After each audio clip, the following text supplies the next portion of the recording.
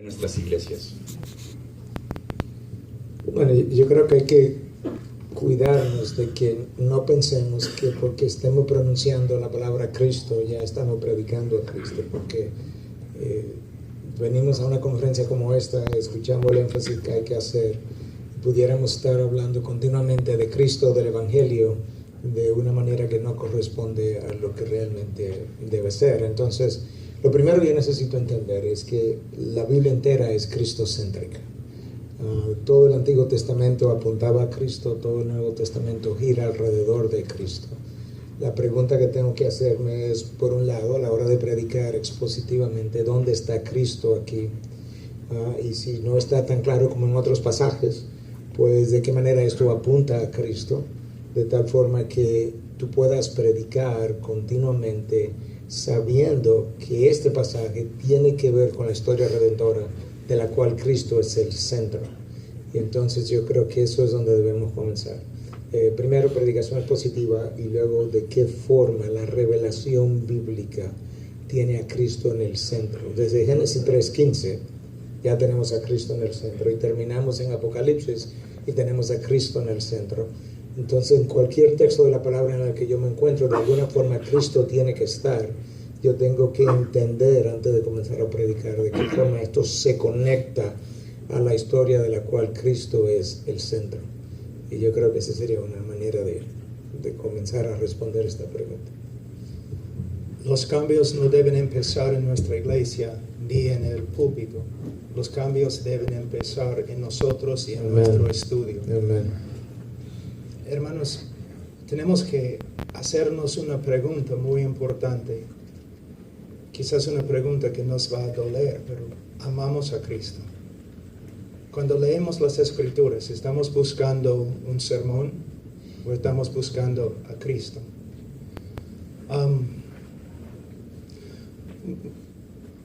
Muchas personas tienen una idea muy limitada, errónea, con respecto al Evangelio.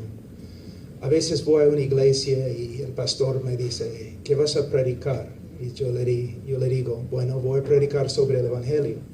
Ya, pero sabemos esto.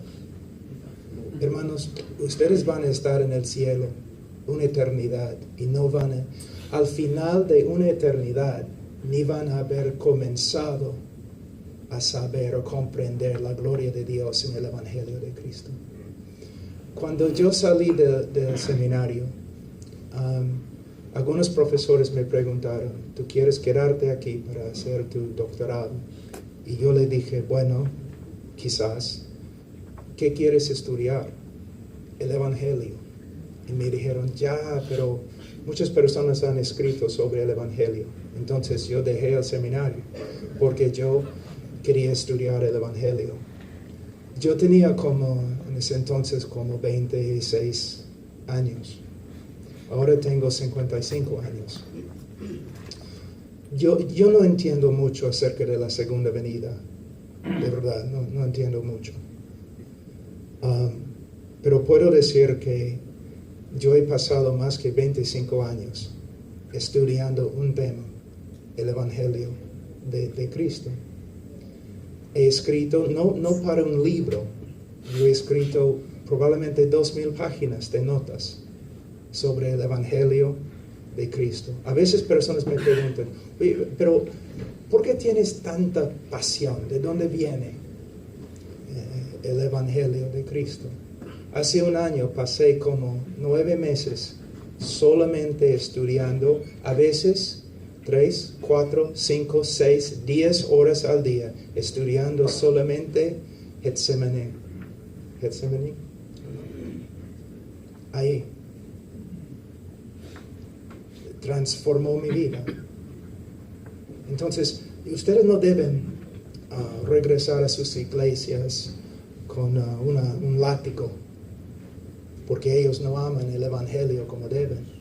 Ellos van a aprender a amar el Evangelio por medio de un pastor que tiene una pasión y un amor sincero para el Evangelio. Amén. Amén. Predicar a Cristo. Ambos, los tres, han mencionado acerca de cómo un entendimiento erróneo de Cristo afecta la iglesia. Y no solamente en un ámbito teológico, sino que afecta todo nuestro entendimiento de la eclesiología, de cómo debe de funcionar la iglesia.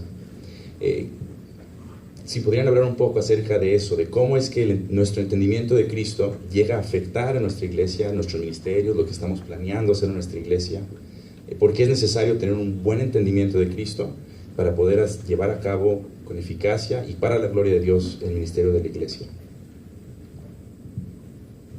Josías, ¿quieres empezar? No, confirmando lo que dijo el hermano Paul, o sea, creo que el punto fundamental es hacerlo yo, ¿no? y dar un buen ejemplo. Pero pensando un poco en el tema también de la reforma, yo creo que la mayoría de los historiadores están de acuerdo de que la pregunta clave de la reforma fue ¿quién es la cabeza de la iglesia? Y los reformadores contestaron la pregunta Cristo. Pero la pregunta que surge de esa pregunta es ¿cómo es que Cristo gobierna su iglesia? ¿Cómo es de que Cristo ejerce su autoridad sobre la iglesia? Y la respuesta es por medio de su palabra. Y eso es el tema que estamos tratando, de que o podemos predicar a nosotros mismos o podemos exaltar a Cristo. Son las dos opciones que hay. Y el problema es de que cuando predicamos nuestras ideas, cuando predicamos nuestras imaginaciones, si sea una iglesia con una tendencia más católica de reemplazar a la palabra de Cristo con su tradición, o si sea una iglesia con tendencia más carismática que está reemplazando la palabra de Cristo con experiencia, con sus propias profecías y sueños, el resultado es igual, de que están tapando la boca de Cristo, quien tiene toda autoridad sobre su iglesia. Mi deber es dejar que Cristo hable a su pueblo. Mi deber es guiar a mi gente a ver a Cristo desde las Escrituras. Y hago esto obvio en mi vida, en mi estudio, y también desde el púlpito, en la consejería, en todo momento, mostrando a la gente lo que Cristo dice acerca de sí mismo en las Escrituras. Algo muy importante lo que el hermano dijo acerca de la palabra. Cristo gobierna la iglesia a través de su palabra. En 1 Timoteo, de nuevo, en capítulo 3, algo que es tan importante, en versículo 13,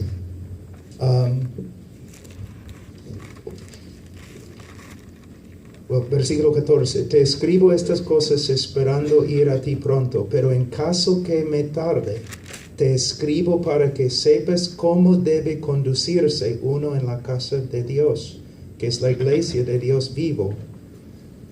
La iglesia pertenece a Cristo, es su iglesia, es su esposa.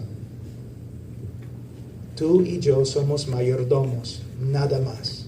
Y como mayordomos tenemos un deber: obedecer lo que está escrito, no hacer menos, no hacer más. En Latinoamérica, como en el resto del mundo, uno de los problemas más grandes es que aún la reforma contemporánea no ha llegado a la eclesiología de la iglesia. Pastores que ordenan, organizan y trabajan en la iglesia no conforme a lo que está escrito, sino conforme a los inventos de los hombres astutos que han hecho iglesias grandes por medio de su liderazgo. Hermanos, nosotros debemos orar siempre: Señor, aumenta mi temor de ti. Y un hombre que de verdad teme al Señor no va a inventar nada, simplemente va a someterse a lo que está escrito.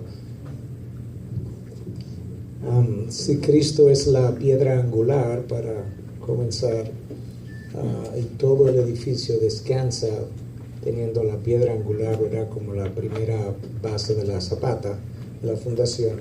Si esa piedra angular no está ahí o está mal colocada, nosotros sabemos que el resto del edificio va a estar mal edificado. Para comenzar a tener una idea de la importancia que tiene el tener a Cristo en su lugar. Cristo es el lente que nos permite enfocar las cosas como verdaderamente son. Yo no puedo entender incluso bien, claramente las Escrituras si Cristo no está en el lugar correcto. Las cosas van a comenzar a lucir un tanto borrosas. Entonces, si Cristo es la piedra angular, pero Cristo es quien compra la iglesia, y Cristo es el dueño de la iglesia, Cristo es el amo de la iglesia, a nosotros nos corresponde vivir en obediencia, como ya Paul señalaba. Nosotros necesitamos vivir y enseñar el señorío de Cristo en todas las áreas de la iglesia y de la vida del individuo. Yo creo que uno de los grandes problemas de la vida del creyente es que no hay señorío de Cristo. Una de las cosas por la cual Calvino se destacó en sus sermones, entre otras cosas, creo que Stephen Lawson habla en uno de sus libros que Calvino raramente se bajaba del púlpito sin dejar claro la supremacía de Cristo sobre lo que él estaba predicando. Y yo creo que nosotros necesitamos recordar eso, que eso no es un concepto general como para la sociedad o para la cultura, como muchas veces decimos. Pensamos en Kuyper, que hablaba de que no hay una pulgada cuadrada del universo que Cristo no reclama como suya. Decimos, wow, eso es profundo, pero luego nuestra vida nos refleja eso mismo, que no haya una pulgada cuadrada de mi vida que no esté sometida al señorío de Cristo. Entonces realmente Cristo es la figura central que le da consistencia a toda la historia. Es el lente que le da claridad a lo que veo. Nosotros no vemos las cosas como son, sino como nosotros somos. Entonces, ¿quién me ayuda a verla como son? Bueno, la palabra, pero ¿quién es el centro de la palabra? Es Cristo. De manera que yo creo que ese personaje, no estoy diciendo eso para denigrar lo que él es, sino ese carácter humano, Dios, es central a todo lo que nosotros estamos estudiando, leyendo, aprendiendo y luego practicando. Abraham Kuyper dijo que cuando Jesús regresa, Él va a extender su mano sobre el universo y decir, mío, mío, mío, mío. De verdad. Amén. Mencionaron acerca de la Reforma, estamos hablando de la histología y también acerca de la Reforma. En esta conferencia, 500 años de la Reforma, estamos dando gracias a Dios que pudimos, la iglesia, regresar a la palabra, exaltar a Cristo como la cabeza de la iglesia. Y hablamos de hombres fieles que se dedicaron a que fuese exaltado Cristo, los reformadores y diferentes hombres después de ello. Miguel, tú mencionaste acerca de ellos en Latinoamérica Despierta, en el hecho de que nosotros debemos de buscar a Cristo y que se haga la reforma en nuestros países. Paul mencionó acerca de los puritanos y su devoción a Dios. Estos hombres a través de la historia, ¿qué debemos aprender de ellos hoy en día nosotros? Bueno, sí, hubo algo que los caracterizó a todos, es su pasión por la palabra, porque el resto vino de eso.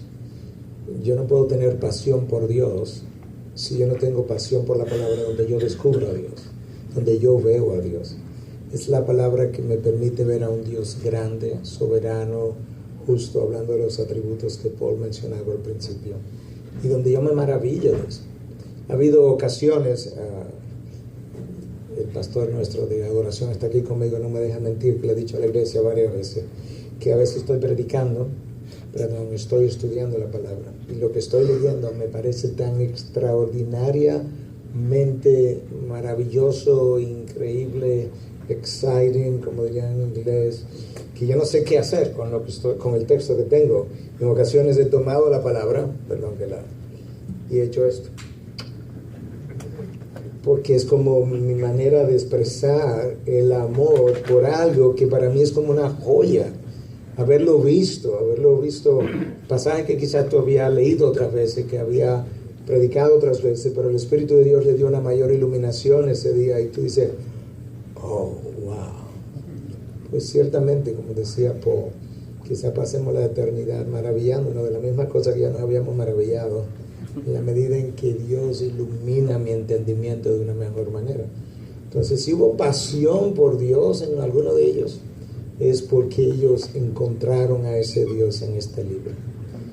Y este libro le mostró a Dios como Dios es, hasta donde lo podían ver. Y eso los apasionó. Cuando pensamos en la Reforma, no pensamos mucho en España, pero hay una Biblia en España que para mí demuestra lo que era la Reforma. Se llama la Biblia del oso y tiene un oso comiendo miel. Entonces, volviendo a la palabra de Dios, pero hay algo muy importante. La mayoría de los pastores y predicadores contemporáneos, ellos comienzan a escuchar de la Reforma por medio de las doctrinas de la gracia, ¿no? Por medio de la soberanía de Dios en la salvación. Entonces hay un problema.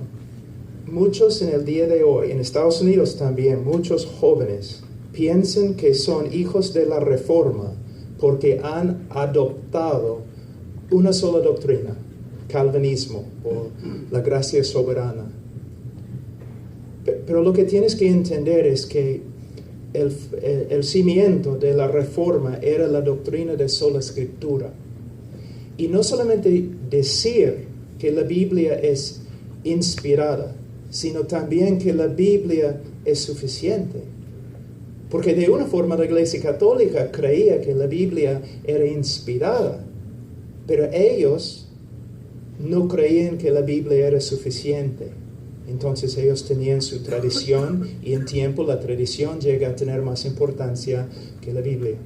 Entonces, no somos hijos ni primos de la Reforma, si nosotros solamente hemos adoptado las doctrinas de gracia. De hecho, y ustedes me van a matar, pero de hecho, un arminiano puede ser más reformado que los calvinistas si él está estudiando la palabra y aplicando todo lo que la palabra dice a toda su vida. ¿Me entienden? Entonces lo que estoy diciendo es que cuando leo la Biblia o en mi vida yo tengo que mi evangelio es reformado, mejor palabra, bíblico, pero mi vida devocional, mi vida de oración. Yo leo los puritanos, oro como los puritanos. ¿Me entienden, hermanos? Mi familia es reformada, mi familia es bíblica, ¿no? En la iglesia de Philip, hermano, ayúdame. El mejor comentario del mundo, que estoy con los brasileños de portugués. Oh my gosh, I just lost it. Philip and Matthew Henry. en la iglesia de Philip y Matthew Henry, un hombre que no discipulaba con el catecismo a sus hijos, era disciplinado. Ustedes ni podrían ser miembros de la iglesia de Matthew Henry, ¿no? Entonces tenemos que pensar, toda mi vida, mi santidad, hay una razón por la cual llamaron a los puritanos, porque eran puros, hermanos. Entonces en toda la vida tenemos que tomar la Biblia y aplicar sus verdades a nuestras vidas. Sí, creo que todos están afirmando lo mismo, es exaltar la primacía de la palabra de Dios, porque eso es lo que afecta toda la doctrina, afecta completamente nuestra comprensión de quién es Cristo. Cualquier tradición, cualquier experiencia, cualquier sueño humano necesariamente va a robar gloria de Cristo, en el sentido de que por lo menos un intento de robar gloria de Cristo. El Salmo 2 se ríe de ello, pero la Escritura es la perfecta y completa revelación de Cristo. Le presenta exactamente tal cual es en toda su gloria. Cualquier idea mía solamente va a arrojar una sombra, va a dar una sombra sobre la perfecta revelación de Cristo. Por eso la necesidad de vivirlo y predicarlo tal cual está escrito. Yo creo que eso es importante recordarlo, porque con frecuencia asociamos la reforma solamente con el principio de la justificación por la fe. El principio material de la reforma fue ese, pero el principio formal de la reforma, lo que le dio forma, de donde todo salió, es sola escritura. Sola Escritura, toda la autoridad, toda la inspiración, toda la suficiencia de la Escritura es lo que le da forma al resto del movimiento. Y lo que reta, desafía y cambia la iglesia y las sociedades fue sola Escritura, la autoridad de la palabra. Bueno, como Martín Lutero decía, yo no hice nada, yo simplemente prediqué la palabra y la palabra lo hizo todo mientras yo dormía. Es una buena forma de pensarlo. Y si puedo agregar una cosa más, creo que estamos viviendo algo similar en términos de necesidad, porque tanto como 1 de Juan 2 o en los tiempos de la Reforma o en nuestros tiempos, hay gente diciendo no estás completo en Cristo, Colosenses 2:9, que afirma que estamos completos en Cristo, me necesitas a mí, necesitas mi tradición, necesitas que hoy en día yo te imponga las manos para que recibas la segunda unción, necesitas mis profecías, lo que sea. O sea, el falso profeta siempre se ha parado a decir necesitas a Cristo y algo más. La declaración de la Reforma fue no, o sea, necesitas a Cristo y nada más. Pues se nos fue el tiempo, así de rápido. A veces nos sentimos en estas conferencias que queremos ser ya tiendas para quedarnos aquí. Hermanos, muchas gracias. Quisiera utilizar brevemente 2 minutos de su tiempo, brevemente para informarles acerca de una nueva maestría que está abriendo el Master's Seminary. Hemos hablado acerca de cómo es importante el estudiar la palabra juntos, el hacerlo en las iglesias locales. Paul el lunes en Burbank mencionó la necesidad de preparar a hombres en la iglesia, nosotros como pastores preparar a nuestros hombres en la iglesia. Hay una nueva maestría en artes, en liderazgo bíblico, que es completamente a distancia y en español, la cual ustedes pueden pedir más informes. Tiene unas tarjetitas que pueden llenar, pueden poner su correo electrónico si gustan más información acerca de ella. Y esto es una maestría que lo queremos hacer en conjunto con una iglesia local. Queremos hombres que estén sirviendo ya en sus iglesias locales para poder apoyarles en lo que ya están haciendo. Hermanos, muchas gracias por estar aquí con nosotros. Sí, ¿por qué no damos un aplauso?